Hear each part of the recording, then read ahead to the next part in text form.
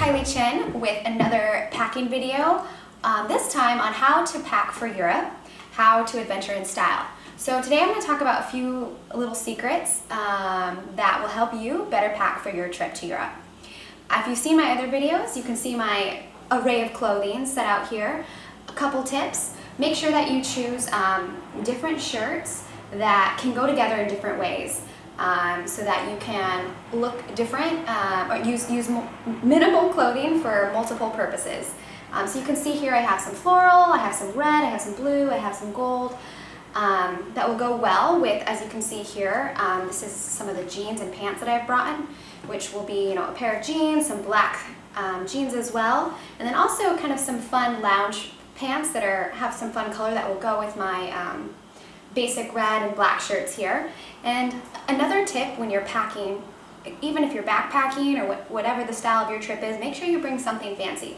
And so I have brought in this black dress you can see here, just very basic, comfortable, but will let me to dress up during my time in Paris, but still fit, in my suitcases. I'm planning for a wide array of adventures throughout Europe.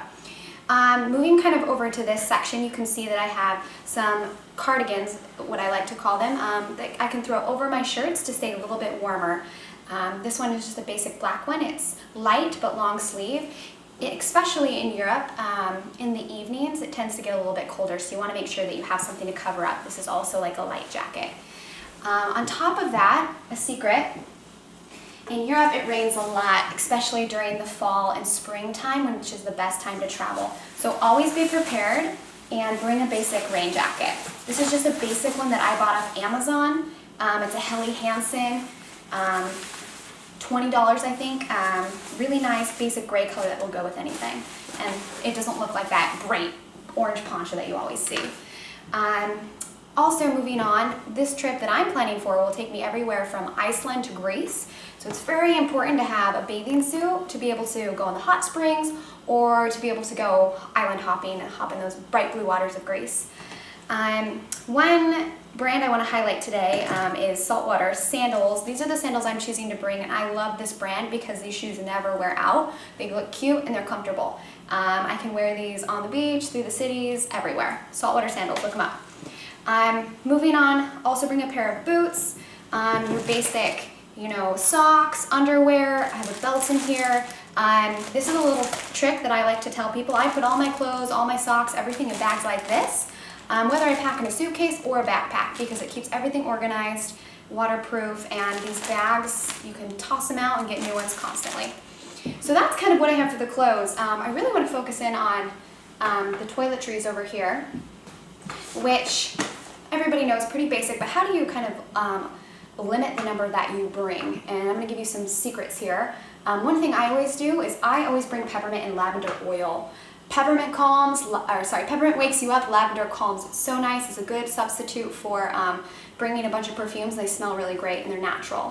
Makeup that I like to bring is Bare Minerals. I would suggest bringing your basics. So your basic foundation, your basic mascara, eyeliner, and a brush. You can see that that's all I have over here, are those kind of basic mascara, eyeliner, brush, and foundation. I also bring, my deodorant here, have some lotion in this bag, some soap, and my straightener slash curling iron, which is nice. Now, this is actually a new product that I've smells so good, that I discovered. It's called Lush, and it's actually a dry shampoo conditioner, so that I don't have to bring shampoo and conditioner. That always fills in my bag. So check them out, Lush. They do a lot of really great kind of dry products. Moving on to what is the most important part of your trip, which is the tech aspect, because that involves your camera, which is filming this video right now, and will also capture the moments that you have on your trip. And there are a couple things I would suggest to bring. One is a mini tripod. This trip I'm heading out to is to Iceland. I want to be able to capture those beautiful northern lights, but I don't want to pack a big tripod. This little tripod is perfect. You can buy it for a couple dollars on Amazon. Headlight, you never know when you're going to be outside hiking or doing adventures. I always bring a headlight. Heading to Europe, so bring a converter, extra batteries for your camera, charging equipment, and as you can see over here, I'm bringing an iPad, an iPhone, and I often bring my computer. Another little secret, bring headphones because you're going to have long transit times.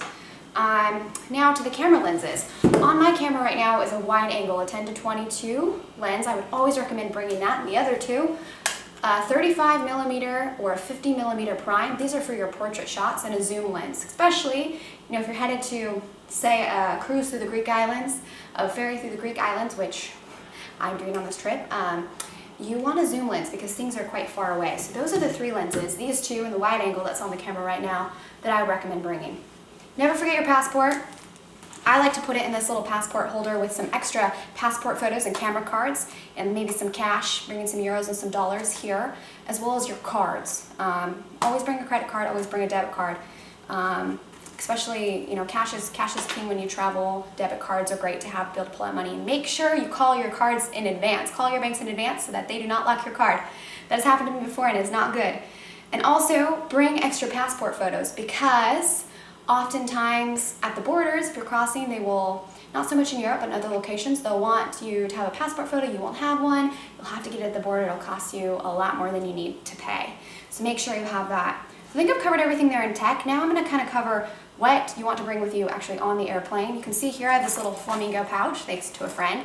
This is full of pens, let me see what else is in here, some snacks, some cash, my chapstick, so that I can have some things on the plane. I bring a journal. I like to journal. I blog as well, but I like to write things down. Now, also gum. I'm an avid gum chewer, so I bring a big pack of gum for my whole trip, and some snacks.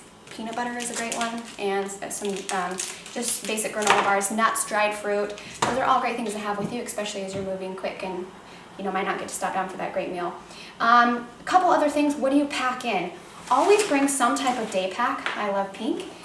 I also love Cotopaxi, great brand. And always bring a day pack because you're going to want to go have something to carry your water, to carry snacks as you're out during the day. And all of these things right here, actually, it looks like a lot, but it's not. And it can fit, depending on your style of travel, into, this is a 40-liter backpack. It can fit into a backpack, or it can even fit into a basic carry-on suitcase, whichever your style of travel is. I do both. Depends on if my travel is more adventurous or my travel is more luxurious, which I love both. And we'll see what this adventure has. We're headed Iceland to Greece, hitting France, Spain, Italy, Portugal in between. So follow our adventures, and now you're prepared to pack for adventure yourself. Have fun.